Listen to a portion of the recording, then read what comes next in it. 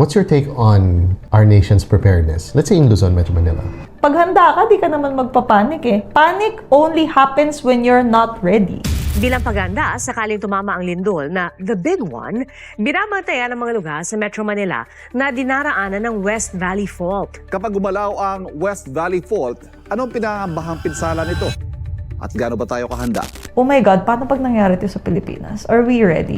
Flood control nga lang, di mo magawa ng paraan. If we could have just harnessed yung power of AI at its fullest potential, we could have done better.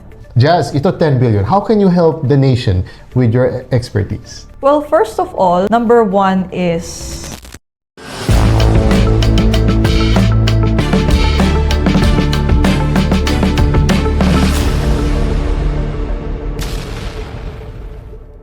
The views and opinions expressed in this podcast are those of the host and guests and do not necessarily reflect those of the producers, network, or sponsors. Listener discretion is advised. What's your take on our nation's preparedness? Let's say in Luzon, Metro Manila. What do you guys do? kasi technically me, I've been very busy lately and probably itong lindol na to, I was actually asking myself, ano yung sanang naitulong ko bilang AI person? Yeah. Ano sana yung natulong ko? What could I have done better? Right? Kasi with yung kung sana si Philvox, siya ang nag-a-analyze, right? Siya ang nag-a-analyze ng mga data. Like, ito, yung may mga graphs na, syempre hindi ko gets. Right? Syempre hindi ko gets yung data. But AI could have helped way faster with that. If we are well-versed with artificial intelligence, and if we have a trained AI to actually read the data, we could have prevented it. Kaso, probably, sa sobrang lakas, hindi mo naman kasi mape-prevent yung pagguho ng buildings eh.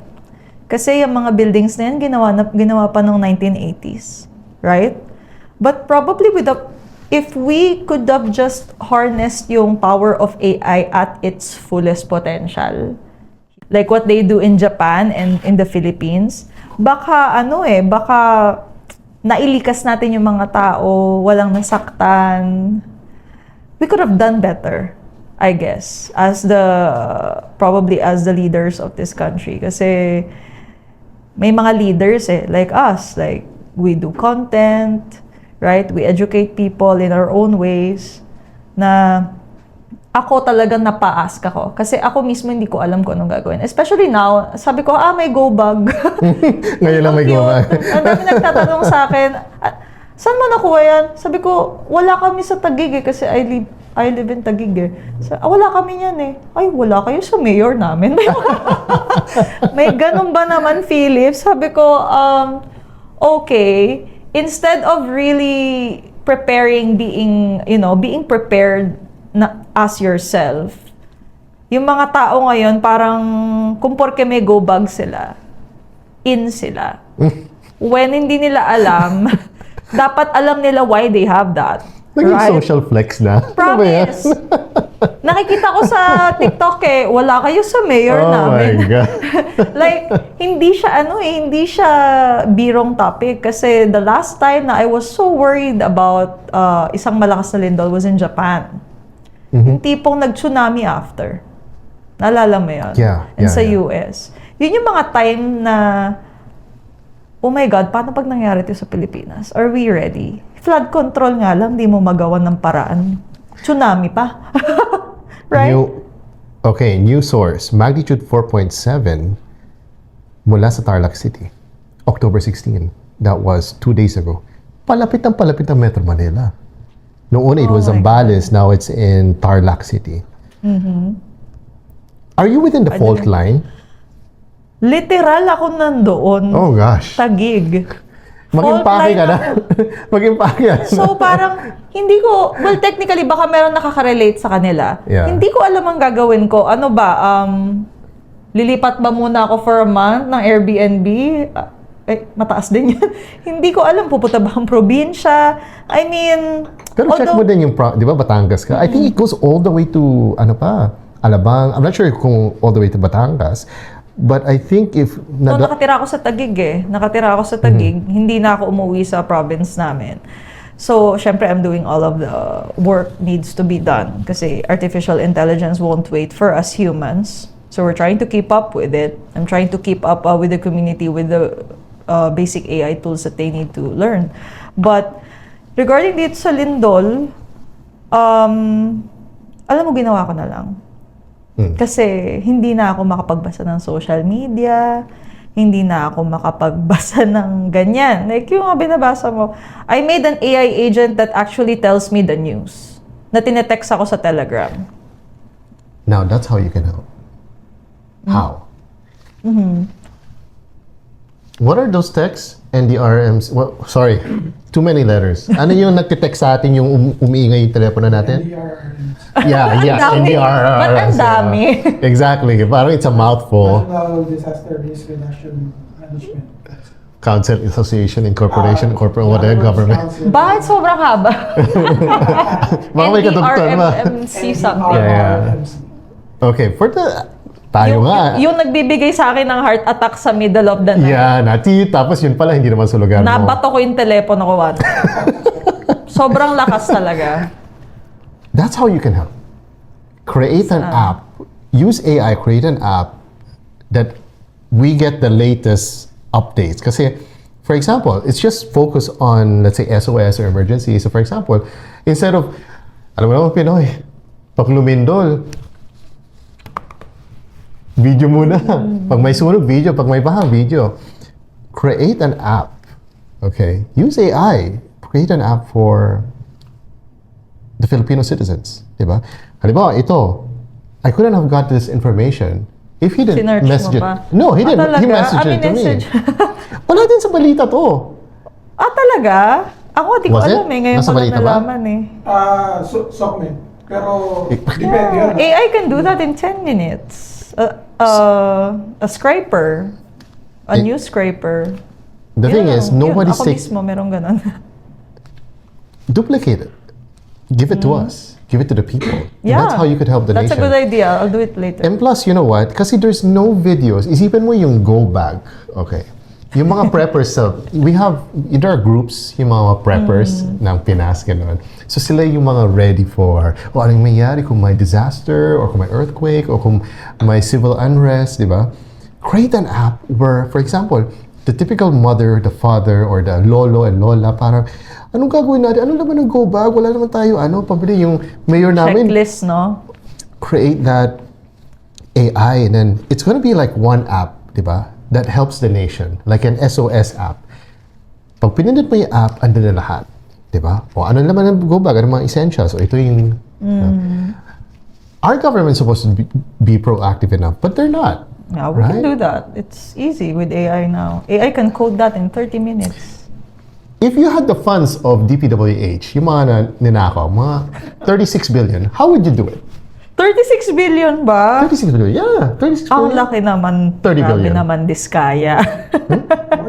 More than. And those are the only ones na alam nila, you know. So, okay, let's say, with 10 billion, Jazz, ito 10 billion. How can you help the nation with your expertise? Sige nga. Well, first of all, number one is educating them. I believe education is one of the first steps. Kasi kapag binigyan natin ng mga tools yan, yung web app na sinasabi mong gawin ko, if they don't even know how to, operate it or kung saan pupunta, ang alam lang nila mag-swipe, hindi marunong mag-type ng URL, medyo hindi tayo magsasucceed, hindi sa success, right? So, I strongly believe in education. So, if you would give me the funds as the President of the Philippines, charot! Madam President. How So, would you just use in it? case, first of all, I'm going to invest for the infrastructure of education in the Philippines. And for us to, kasi I have a dream My dream is to live in this world seeing a first world Philippines. So, for me to do that is first of all invest in the education. Why? Ask me why. Because if our people are educated, they will vote the right person because they will research. Hindi kung porke binigyan sila ng 2,000 at isang sako ng bigas, yun ang iboboto mo. True. That's Right? the reality. So if your people are educated and they will have that type of awareness where ano yan, ripple effect yan eh. And it all boils down to the education sa community, sa how they learn things. So first of all, yun. Second is I would like to build schools that actually help you to build things, not just learn algebra. And ako hindi ko na maalala yung last time na ginamit ko yung a square plus b square equals c square. Hindi ko na maalala talaga. But with the Philippines kasi, what we need is yung lakas ng loob. Kasi remember Philip, we were conquered by the Spaniards for 333 years. That gave us the inferiority complex kapag ibang lahi. Like, dapat ang boss natin is Chinese. Dapat ang boss natin is ibang lahi. That is actually the inferiority complex that's still with us. Up to this moment na kailangan natin mag-antay ng oportunidad sa gobyerno before tayo kumilos. So, actually, education. And second, yun sabi ko sa'yo, di ba, infrastructures to help them build things. And of course, third is, ano ba yung kailangan ng mga tao? Kasi we have been building infrastructures, bridge, that's nice. But ang daming nagugutom. We are a third world country. Sabi ko nga, di ba, Filipinos have first world talents stuck in a third world country. Why don't we use those talents? Ang lalakas ng loob natin na keyboard warrior sa TikTok, sa Facebook, but hindi natin gamitin yung lakas ng loob na yun to actually make something for ourselves to help the nation build itself. Because if you build your own economy, Everything follows. everything follows. Yung mga kapitbahay mo, maiinggit sila dahil ang Pilipino, inggitero talaga yan. Eh di mag-start ka sa sarili mo, the man in the mirror. How about you start with yourself, you build your own economy, you build your own business, kahit 20,000 per month yan, at least you have your own economy, and it will scale up. You can't do that without education. Hindi ko sinasabi yung makatapos ka ng high school, makatapos ka ng college. No. What I'm saying is education na knowing what's right and what's wrong and what works for you. Na knowing na yung simpleng desisyon mo, it will affect your barangay. Yung sarili mong, napakasimple lang, yung magtapon ka ng candy wrapper. Napakasimple, but it's a habit. E di, pag ako nangyari to Philip hindi naman ako nagmamalinis. May nakita ako nagtapon. Busy ako. Alam mo ba yung hawak ko? Unknowingly natapon ko rin. So hive mind. Alam mo, na-realize ko yun, pinulot ko. Sabi ko, oh my God. So ibig sabihin, I am my own environment. So for us to change that, if we start with education, if I'm going to be, for example, President of the Philippines, yung mga ganong kaliliit, kasama yun. Hindi lang knowledge to sa algebra at knowledge sa chemistry. I don't need you to memorize the periodic table of elements. What I need you to understand is the collective minds that we have, that you are your own neighbor. Apektado yung barangay mo sa actions mo. Na self-development, first of all. Aside from education, it's also self-development. What's out there? Ang Pilipino kasi, ang ginagawa nila, pumupunta sila ng ibang bansa, hindi para mamasyal or matuto. Nandun sila para manilbihan bilang OFW. OFW is a word na nasa dictionary. Kinoy na nila. Kasi why? Sa sobrang galing ng Pilipino, hinahire nila tayo to build their businesses. Hinahire nila tayo to handle their complaints. Hinahire nila tayo to handle their social media. Kaya ang daming VA Dito sila dito sila pumupunta. Why? Kasi ang baba ng tingin natin sa sarili natin for us to charge that way. I want that to change.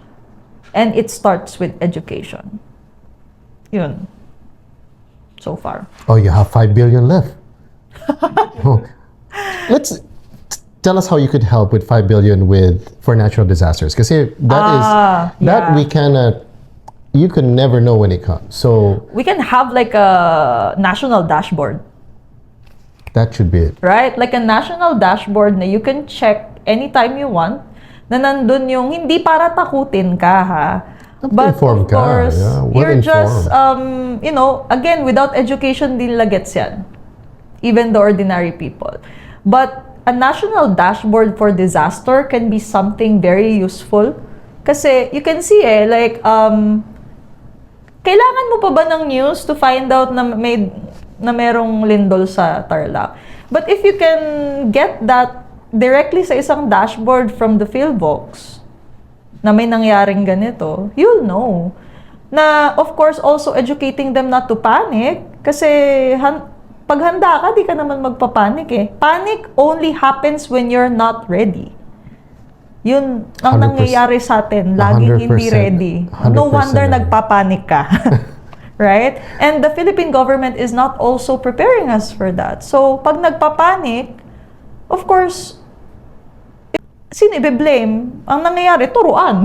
Ikaw kasi. Nagtuturuan na. When, Dapat nasa app yan. If it's a national, sabi na like bulletin board, di ba? something like that. At least what's happening on the whole nation. O let's say meron tayong code red o dapat everyone handa. Yeah. Affected And no lahat. need for credit. Yeah, Right? yeah. Kailangan pa ba lagyan ng mukha mo? Like, for example, ginawa ko. Hindi mo na kailangan lagyan ng mukha mo dahil kakandidato ka next year. Although, hindi ko naman sinasabing wag niyong gawin, mga nangangandidato. But, it's a vanity metric na that defeats the purpose. We're helping the Filipino people. Like, ito, we can do this AI can do this ng hindi kailangan ng government funds. I can actually see it happening right now and how it's gonna be made. It's just simple, but it's workable if you know how to use AI. For example, ito, 4.7 magnitude na din doon Kasi sa Tarlac makikita yan ni City. AI yung news na yan. Then, lalagay niya lang doon na, uy, may nangyaring ganito. Imagine if we had that on our iOS apps and Android, di ba? Nag-notify lang siya. And everyone's informed. Right? Everyone's informed na palapit. So Push get ready. notification lang, no? Exactly. Hindi yung alarm, akala mo kulang lang yung Matapon mo yung telepono mo, well, NDRMMC na?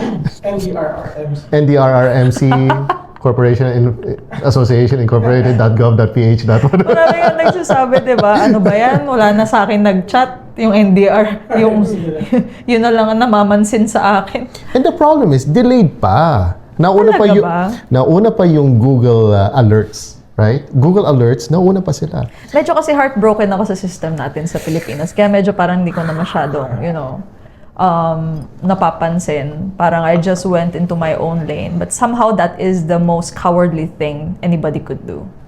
Right? At least aminado. Yes. It's not a yes, funny yes. joke though, but probably marami makaka-relate sa akin sa podcast na to na marami na lang na parang nadala na lang and then hindi na lang pinansin. But technically, we have to remember na we are our own, di ba? We are part of this country. And what you're fighting for, you're actually fighting also for your neighbor. Limbawa, yung sa bilyon na may kapitbahay ako dati, naalala ko, hindi siya ganun ka well off. Pumipila pa siya sa PCSO for her cancer treatment. And naalala ko nun hindi siya nabigyan. Nakalimutan ko na, medyo blurred na. But those stories will actually hurt you, lalo na kapag hindi mo pinansin. Actually, did you know, Philip, that it was my dream as a kid to become the President of the Philippines? It's never too late. But, seeing what they're doing, nawala na. Ayoko na. Kasi parang, ang nangyayari kasi kapag nandun ka na, marami nagsasabi, madumi ang gobyerno, ganyan. Ang akin lang, bakit laging madumi? It's the people. Bakit laging madumi? Bakit wala akong narinig na alam mo yun, may gagawing maganda, pero sa tao, lagi na lang, kasi ganyan yan. Lagi na lang may negative. How I wish na I will live in a place na we're in ang Pilipinas is... In a perfect world, there will be people who would say he was the best president. Or was, or is, or will be. Pero once nakaupo sila, they always switch Yeah, sides. I wanted to know why, but I'd rather not. Kasi, although I'm sure maraming katulad ko. It's the people. The people, if you're not part of the solution, you're part of the problem. I agree. There's nothing in between. Who voted for the presidents? Who voted for the senators? Who voted for the congressmen? The mayors. It's the people. I agree. Isang congressman, sumayaw lang ng budots. Panalo na. Right? But this Dancer pa lang hinahanap dancer natin. lang, right? Although the people were a little smarter in last election na sumayaw ulit, hindi siya nanalo. Natuwa ako doon actually. Diba? Medyo mga 2% hope na dagdag sa heart ko. Yung mga celebrity status at yung mga influencer status, hindi sila nanalo. Sino yung Tulfo na hindi nanalo? Ben Tulfo. Erwin? Ben Tulfo, hindi siya Ben. nanalo. Erwin won. Si Ben Tulfo hindi nanalo. He was running for Senate. Senator, right? Senator. Hindi siya nanalo. Celebrity influencer status, it did budge. It means we're getting smarter. The problem is, yung mga masamang politicians are also getting smarter as well because they know what the people want. And the problem, like you said, 2,000, isang sakong bigas, yun yung inaasahan nila. Someone was telling me a solution on, you know how, is that 4Ps? You know the 4Ps? 4Ps. What's the 4Ps? Okay, pambansang, sorry, I can't remember. Too many letters kasi. Hindi ko alam actually. Pantawid Pamilyang Pilipino Program. Saan yun? I've heard about it. Do you know pero- that in DSWD, nationwide, is that every week? Every week, right? Every week, pipila yung mga tao. Hingi ng tulong. At that's a program, That's a program na they give they give assistance to those in need. Number one, senior citizen, single parent, PWD. And then yung mga family members na yung masa na kailangan ng tulong. And every week pipila sila sa DSWD. The problem is madami doon sa kanila hindi nakalista dun sa record nila. And plus, yung mga, for example, yung pera na kukuha nila, napupunta sa iba. Sa alak, sa drugs, Yeah. sa ibang bagay, sa sugal.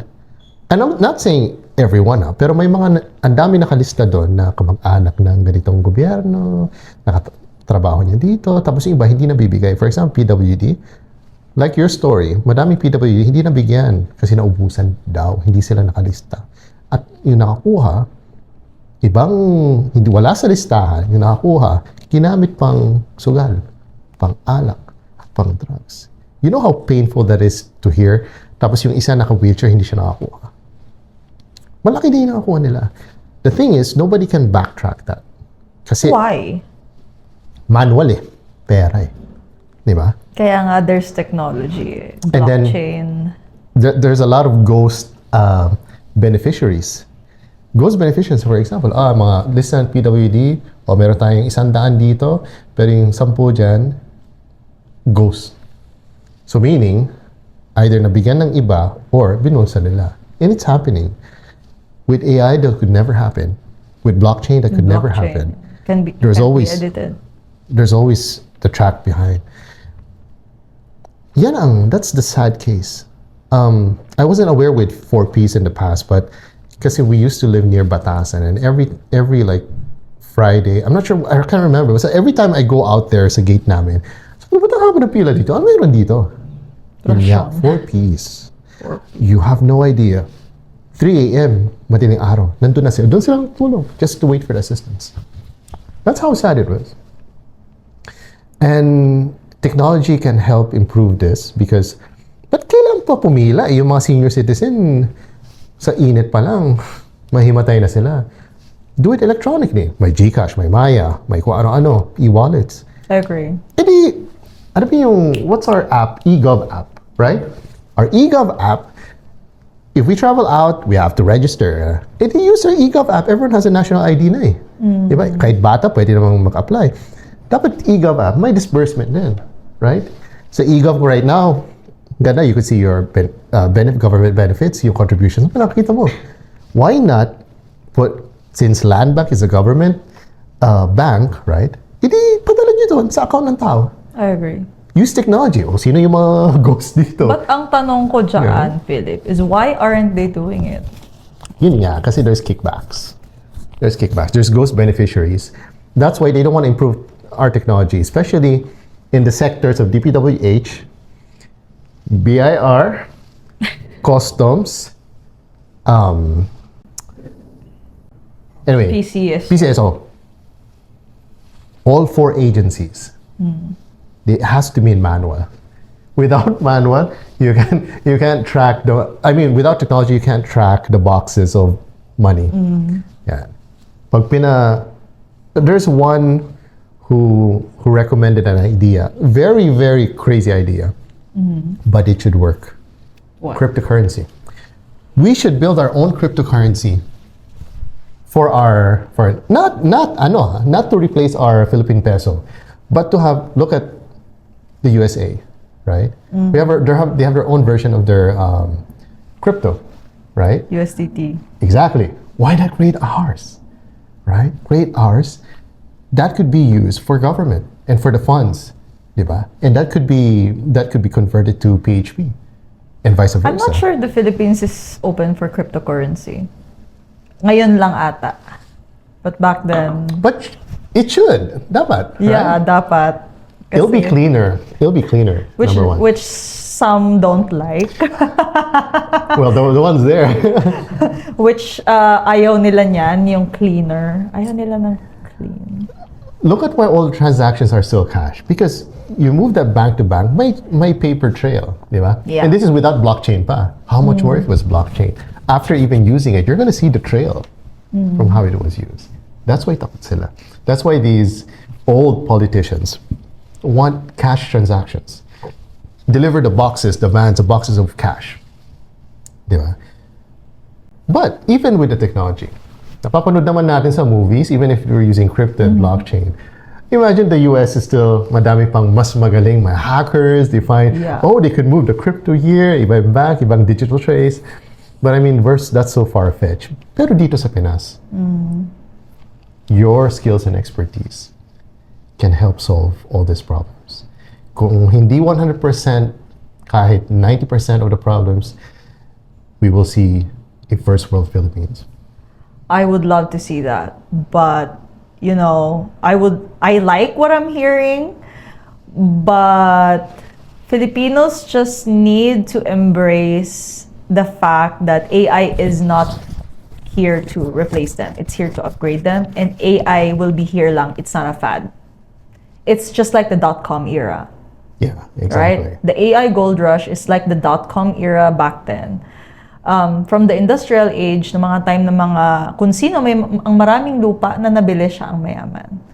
And then the .com era, kung sino ang nasa Madami. internet, PayPal, All the eBay, domains, the yeah, all domains, sila ang mayaman. And kung sino ang gumawa ng mga hardwares and devices to actually get to those .com domains, which is of course Microsoft, computers, Apple, Google, Yahoo. and then 2010s are the social media takeover, Mark Zuckerberg, LinkedIn, Testy, Liba Testy, Facebook, Friendster, kung abutan mo yon. MySpace. Yeah, MySpace. Kung sino yung nag-dominate sa na yon, siya ang talagang may kinita or nagkaroon ng name. And right now, we have AI. It's almost the same. Ang pinaka-difference lang is it's moving so fast. Did you know that according to research, every 3 months, artificial intelligence becomes more powerful than ever? Every 3.3 months. It doubles the power. So every time you are delaying your learning, time will come that you won't be able to keep up. Because you won't be able to know how it started, you just know what it can do. Like me, nung mga time na yon, I was with ChatGPT nung mga time na nag-hallucinate siya, yung yung image niya, wala pa. Mid-Journey na nasa Discord pa. Nauna pa. Yeah, na distorted pa yung face. Right now, those apps that I've been talking about during the duration of this podcast, lahat yun, it can copy your face. Right? So, they just need to embrace it. Kasi marami nagbabash sa akin actually, sa social media. Which, hindi ko naman, debatable yung topic, but lahat sila fad lang yan. Hindi naman yan totoo, ganyan, nilipas din yan. Ang tanong ko, there was this story that inspired me. I saw a video ni Bill Gates. That was 90s, 80s, na ini-interview siya. So, pinagtatawanan siya nung host. Sabi niya, ano ba tong internet na to? Sabi niya, ano ba to? Bakit ba lagi mong sinasabi yan sa mga talk show? Ano ba yan? Ang sabi ni Bill Gates, kasi 2% pa lang ng nasa mundo ang may access nito. Ano ba pinagkaiba niya? Meron ka bang radio? Nanonood ka ba ng baseball? Ay, nanonood. Do you listen to radio? For example, baseball game. Oo, sabi nung host. Sabi ni Bill Gates, imagine, pwede mo siyang ulit-ulitin, YouTube. Pwede mo siyang ulit-ulitin, video, kasi naka-upload siya sa internet. Alam mo ba sabi ng host? Pinagtawanan siya. Bakit ko gugustuhin ulitin? Yung host na yon, I'm sure, tumanda na siya, and he can't even live without the internet. Time will come. We won't be able to live without AI. Kasi may generative AI, stages. Generative AI it generates from your prompts. Yeah. And then, next gen is the agentic AI. Agentic AI is yung may sarili na siyang utak, pwede mo utusan. It's happening right now. And magkakaroon din dyan yung Terminator na. They call it the Terminator level. Kasi, pwede na siyang lumaban pabalik. Darating yon, but depende sa atin kung paano natin gagamitin. You came up with a really good something that's a good topic to talk about, robotics. Because Robotics. AI alone That's the next one. is the brain, but when it comes to robotics, do we have any manufacturing company Have you been here? to China? I don't need to go there. I watch a documentary Yung of mga this one. nagmamasahe, yung mga Gosh. nagla-laundry. It's just $5,000. You have that na. What's that movie? iRobot. Forget Terminator. Terminator is a really bad. Yun kasi napansin mo mga Pilipino, yung mga nila laging fear-based. Yes, always. No? Always. You don't have to fear anything. AI is here to help you. Now let's take in. Okay, it's a fact that tasks are going to be replaced, especially with the ones with the people using AI. Pero yung mga kasi, for example, yung mga bashers ko, they're so fearful of the fact that they'll be replaced. That's why they bash us for saying this. And we're not talking about. We made a session about accountants, right? It was accountants. Dami nag-bash, dami nag-aalit. Sabi, yung AI ba yan? Pupunta ng BIR para mag-negotiate para ibaba yung mga taxes? Who's gonna coordinate with them? We're not saying that it's gonna replace CPAs. But of course, any CPA who's gonna start using it to speed up their work, to have their work more efficient, definitely clients were going to want to work with them, not with the CPAs that don't do that, use AI. Yeah. So, like you said, fear-based. You won't be replaced by AI, but definitely you will be replaced by somebody who can use it better. Exactly. Right. Exactly. Same words. The thing is, when are we going to stop fearing these types of progress? Sila nga, they don't fear giving their taxes. You know? And then watching it, nagastos, wow, 30 cars, the sky and all that. Pero AI nga is not even taking our money and they're afraid of it. Tama ka, mindset ng Pinoy. Dapat yan yung ibago eh. We're the AIs, and we're the intelligence. We're so intelligent, we bash people about AI, but we're not intelligent enough to say, tama na. Right? Yeah, number one is education. For the next president of the Philippines, education. You can count my vote for you when you run. And I hope, ano ba yung scandal na, ginamit yung AI to hack the elections. Yung balota, naging hinak ng AI. Oh gosh. AI is just, it's, sa mga hindi nakakaintindi ko ano ang AI, kung bakit kaya niya to lahat gawin, technically it's just a superhuman.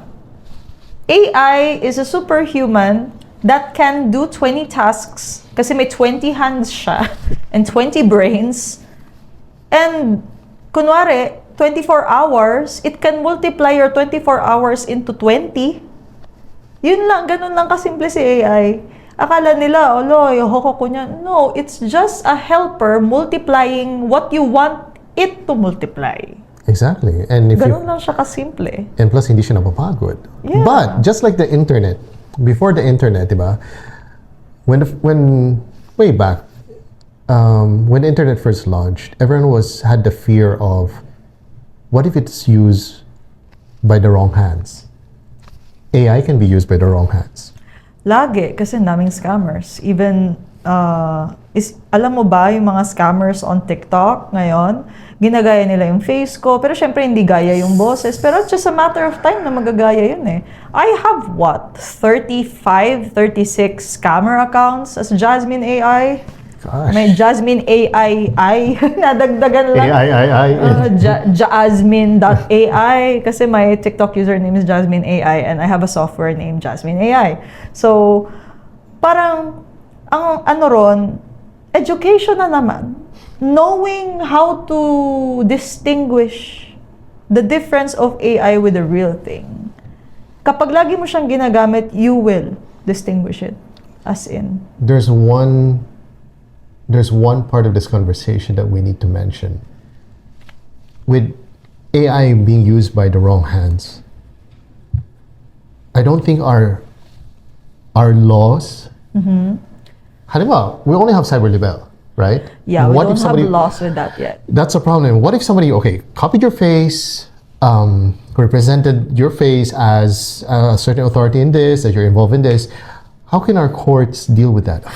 That's Wala one pa. thing that Wala lawyers, even the Department of Justice, should take a look at it. They're If they're working not, on it, I think. They're working on it, but A little too wala slow. pang bill talaga regarding it. But AI is so fast.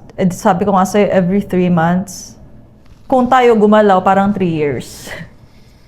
Gets? Baka more. Tinawaran ko na nga na 3 years. No, exact ako. 30 years.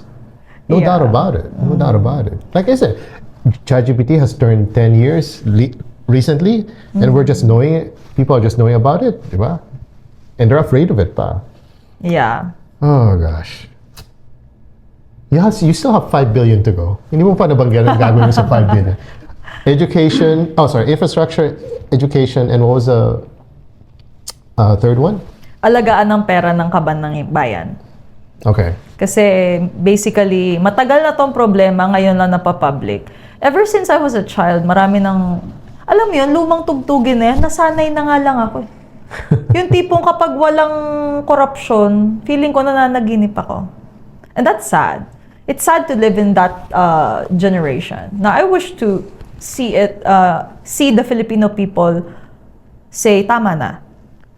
Lahat hindi yung part lang. Like, tama na. Like, ang dami ring martyr. So, siguro alagaan ng kaban ng bayan, yung 5 billion na yun, probably with R&D and technology.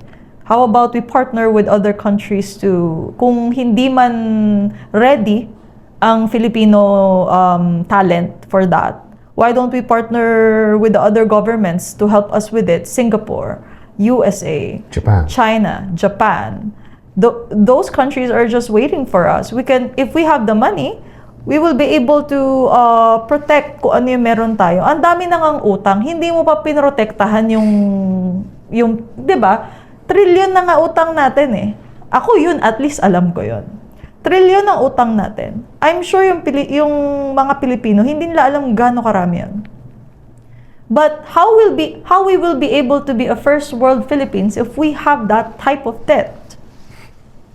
So ano yun, lubog na lang tayo? No. If all of us will be educated enough to build our own economies, if all of us will be able to, help each other, to uplift each other. Remember, kapag ang isang boat is nag-rise because of the tide, all boats rise. Right?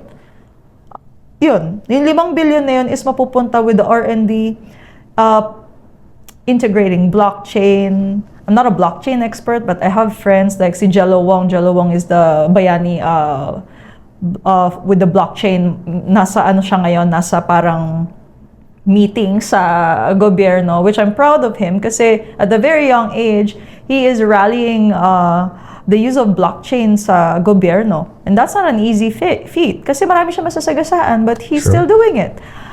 And with artificial intelligence naman, marami mano-mano kasi halimbawa, kailangan mong i-educate yung mga tao. Artificial intelligence can probably educate all of the Filipinos kapag na-optimize natin ng tama. It's just matter of planning and effort. Ayaw natin gamitin eh. Ba't natin ayaw gamitin? Kasi mawawala yung kickback. Sadly. There's another topic I want to jump into for AI. How well knowledgeable are you with our defense, our national defense? Defense. Wala masyado. But you've heard the news about our ships being rammed by the Ay, of course. Chinese and all that. Yeah. Okay, this is getting political, but let's talk about our security, our national security. How strong or knowledgeable are you about our national security in terms of, number one, our army, our fleets, our weapons, our strategic planning for, let's say, if there was a war that had to break out between China and the US and nasa gitna tayo.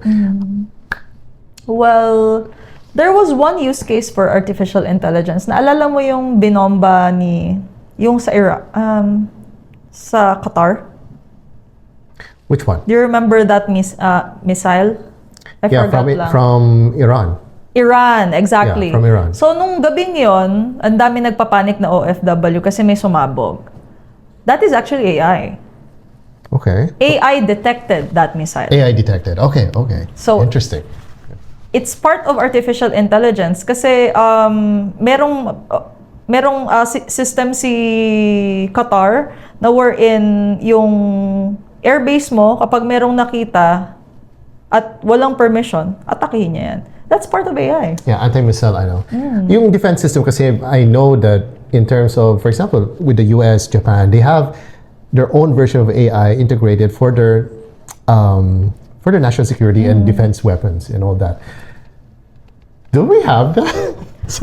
I am not sure, but sana meron. Sana meron, because I look at Kasi wala akong nakikita sa news eh. We're blinded tayo. Wala tayong news ang ano natin eh, source Yes. natin. Wala naman tayong source mismo galing sa gobyerno eh. Look, our Coast Guard, okay, every time we see our Coast Guard in the news, parang nakakaawa. We look at our Air Force, parang nakakaawa naman yung mga lumang aeroplano na nabigay pa sa atin. We look at our warships. Bigay ni Japan ata ang warships, right? We're not so highly technologically advanced when it comes to weapons and our national security, which is so sad. Well, I hope hindi tayo mag-wait ng attack before we go into that.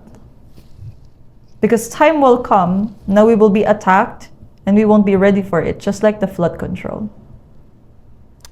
Our nation needs to be good at something. And I'm sure we could be good at AI. Pretty sure. I'm pretty sure. Kasi mga students ko, I even have a 65 years old that's building his own app.